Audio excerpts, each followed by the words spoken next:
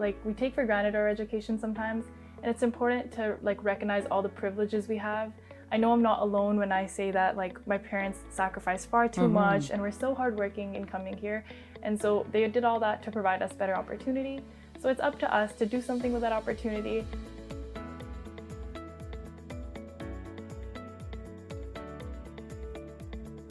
Hey everyone, welcome to Darpan Chat Central. High school graduates are being awarded for extracurricular activities as well as their academic accomplishments by institutions within the community. The Cmolik Foundation is one such organization. It hands out 20 scholarships that are undergraduate to graduating students from BC high schools. I've got one of the best and the brightest minds within our community. She is a graduate of L A Matheson and also the recipient of the Cmolik Scholarship, and it's valued at $40,000. Let's say a warm hello and a huge congratulations to Manreet Sandhu. Hi Manreet, how are you? Good. How are you? I'm doing fantastic. This is so exciting. A huge congratulations. Thank you so much. So Manreet, tell me a little bit about yourself. Well, as you just mentioned, I did recently graduate from L A Matheson Secondary. So this fall, in just a few days, I'll be headed to the University of British Columbia, and I'll be pursuing a degree in sciences. Oh, that's very, very cool. Do you know which stream you've picked in terms of sciences? Well, not so much yet. Right now, I'm just hoping to see what I enjoy learning about and seek opportunities to like help other people. And then we'll see what I want to major in soon. Yeah, no, I'm sure you'll kind of figure that out as you experiment and explore. Now, what was the feeling and what went through your mind when you found out that you're the recipient of such a coveted scholarship, which is through the Cmolik Foundation? For sure. It was unbelievable, like the very definition of the word.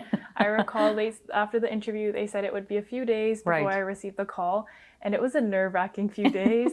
I remember I was just frantically checking my phone, glued to the hip, and then eventually when they did give me the call, I was in the middle of my literacy exam, so I didn't actually get to pick up, but luckily they called my mom. And then when my mom told me, like, I could not believe it. I was like asking her so many follow-up questions. Are you sure? Like, what did you hear? And then I had to call myself to be sure. And then I just also had to express my gratitude and say thank you because it was so amazing. Yeah. That is so great. Yeah, it's just one of those pinch yourself moments, right? Exactly. Like, is this for real? Like 40 grand scholarship? Yeah. This is great. So your entire undergraduate degree is paid off, is it? Yeah, it should be. Oh, that's fantastic. So you did mention in terms of what you want to do next. I know obviously you are brilliant at the academic side of things.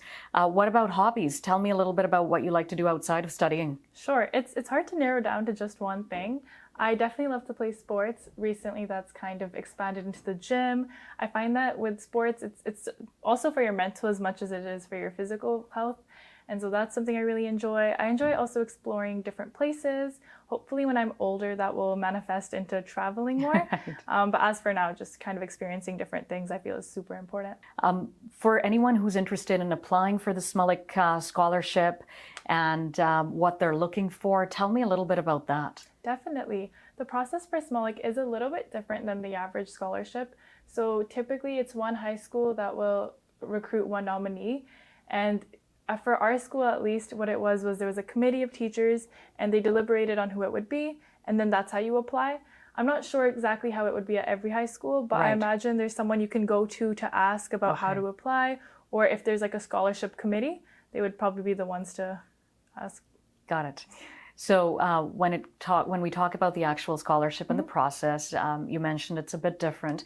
But when you sent off your package, what are some things they're looking for other than, of course, you getting great grades? Yeah, definitely. I mean, I think it's really important to be involved. And that's just as like a student, I always recommend people should be involved because that's how you learn what you like to do. And you learn a lot about yourself in the process as well. But I think they definitely want to see someone who's like well-rounded, someone who's genuine. I think a lot of the times when you hear scholarship, like people have a tendency to think like it has to be extreme and crazy. But I think sometimes we undersell ourselves, like just be who you are. And I think that's usually enough.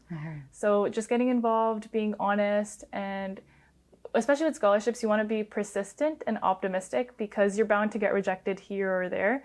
But it's just important because you learn a lot in the process. Like for me, there was a lot of reflecting when I was doing the scholarship applications. It was like you learn a lot about yourself as well. And with that said, what's a message you'd like to share with the South Asian youth in particular? Particularly for South Asians, I would say something that sticks with me is the fact that both my grandmothers are like the smartest, kind-hearted, like hardworking people I've ever met, but they didn't get the opportunity to go to school, even though it's something they really aspired and really wanted to do. So in that case, I think that like we take for granted our education sometimes, and it's important to like recognize all the privileges we have. I know I'm not alone when I say that like my parents sacrificed far too much and were so hardworking in coming here. And so they did all that to provide us better opportunity. So it's up to us to do something with that opportunity. And I think doing something just means like whatever you're passionate about and just being a good person. Like we're all going to make mistakes, but to learn from that and to just like do something with the opportunity we've been given. That's a wonderful message, Manreet. We wish you all the best with your future endeavors and your education and your upcoming semester in the fall at UBC. Thank you. Yeah, thank you so for much. taking the time. Yeah, that's Manreet Sandhu. She's going places. Thank you for taking the time. Thank you.